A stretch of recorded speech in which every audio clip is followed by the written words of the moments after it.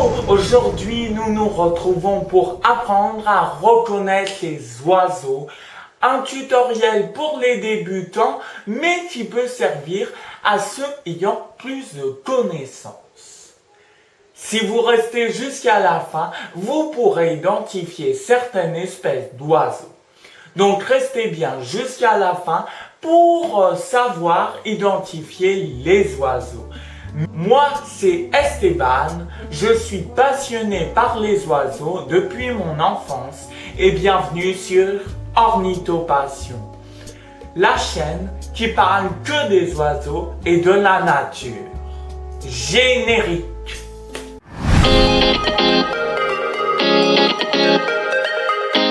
Jusqu'avant les conseils, laissez un petit pouce bleu pour m'aider à faire profiter d'autres personnes et moi-même, ça m'aiderait énormément.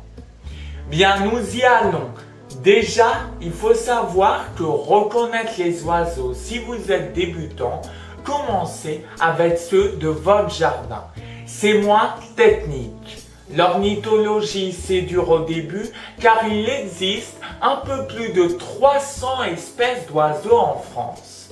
Et commencer par votre jardin fera que ça sera beaucoup plus facile.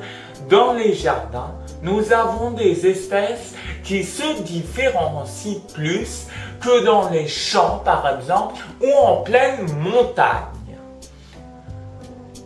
Maintenant, passons au premier conseil, regardez des guides ornithologiques.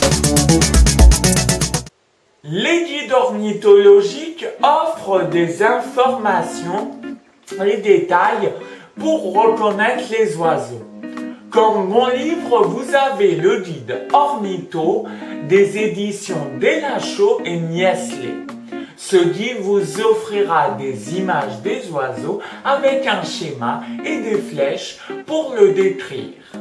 Et vous avez une partie info sur la page de gauche. Ce guide coûte dans les 30 € environ, mais je vous assure que c'est un bon guide. En plus, vous pourrez cocher à la fin du guide les espèces d'oiseaux déjà vues et les nouvelles que vous avez pu observer. Si c'est trop cher pour vous, vous pouvez avoir le guide des oiseaux de France qui coûte un peu moins cher, mais avec moins d'infos sur le plumage ou les couleurs des oiseaux. Mais il fait quand même bien le taf, je trouve, de plus que je l'ai et que quand même je l'aime bien. Juste avant de continuer, le guide Delachaux, c'est celui-là. Vous le voyez à l'envers ici, mais c'est un guide ornitho du coup des éditions Delachaux. C'est celui-là qu'il faut acheter, il fait très bien l'affaire. Et pour l'autre, je ne l'ai pas sous la main, donc vous pourrez quand même le voir en image, il s'affiche tout de suite. Vous pouvez en trouver d'autres, des guides ornithologiques, dans les magasins qui vendent des livres comme Cultura, la Fnac, ou vous pouvez en trouver dans les magasins naturalistes comme Nature et Découverte ou dans les boutiques d'associations.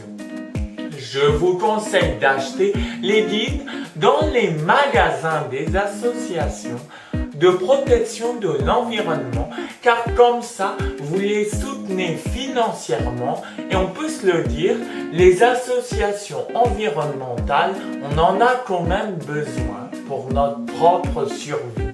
Et oui, pour notre propre survie, vous avez bien entendu. Je vous mets un lien pour les guides depuis la boutique LPO France dans la description. Passons à la suite. Deuxième conseil, allez sur le terrain.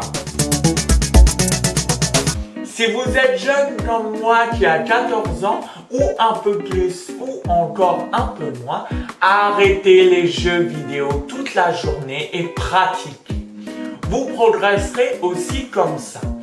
Même si on connaît un oiseau, on peut essayer de noter des détails et il est très important de noter quand même ses observations pour savoir quel jour on a vu une espèce par exemple ou encore pour pouvoir après les noter sur des sites dédiés. En plus, quand vous découvrirez l'espèce que c'est, vous la retiendrez 2 fois plus vite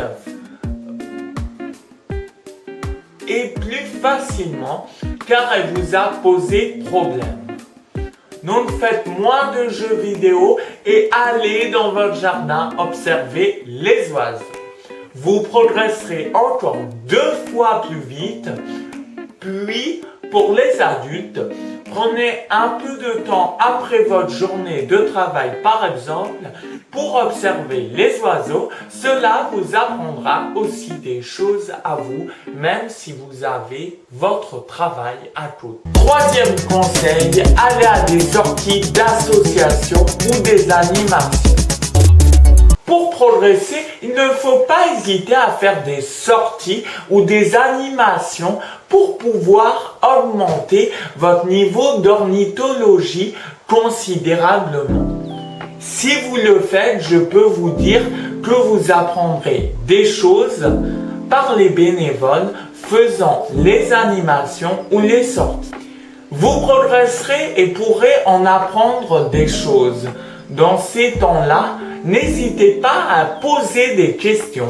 Vous pouvez même aller voir le ou les bénévoles à la fin de l'animation pour poser des questions si vous êtes un peu trop timide. Car cette astuce, oui, est pour les timides. Quatrième conseil, faites des recherches et inscrivez-vous à des sites. Allez faire des recherches sur des sites d'ornithologie, il en existe plusieurs. N'hésitez pas à poser des questions dans ces sites si possible. Vous pourrez avoir des réponses de personnes passionnées et qui s'y connaissent un peu plus que vous. Cela peut être pas mal. Vous pouvez aussi regarder des photos d'oiseaux plusieurs fois avec le nom de l'espèce. Cela peut vous faire apprendre l'oiseau, mais attention, ne le faites pas si vous n'apprenez pas comme ça. Faites marcher votre mémoire, que ça soit visuel ou autre. Maintenant, passons au 5e conseil, venir discuter avec moi.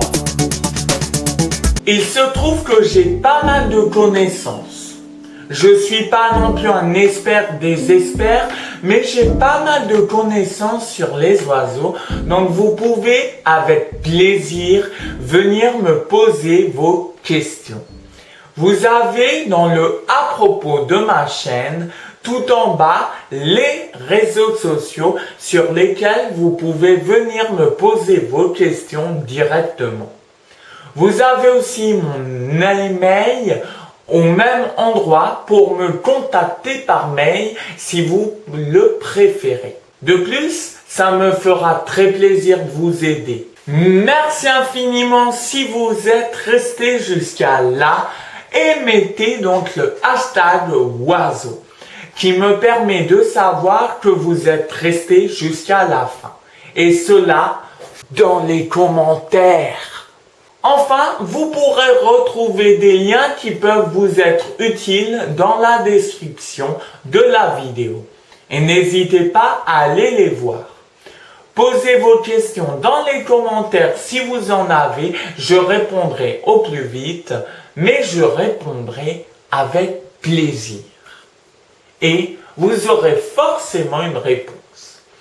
En tout cas, merci d'avoir regardé cette vidéo. N'hésitez pas à mettre votre plus gros pouce bleu et vous abonner en activant la petite cloche si ce n'est pas fait. Pour en savoir plus sur les oiseaux et la nature, mettez un commentaire au passage et partagez la vidéo.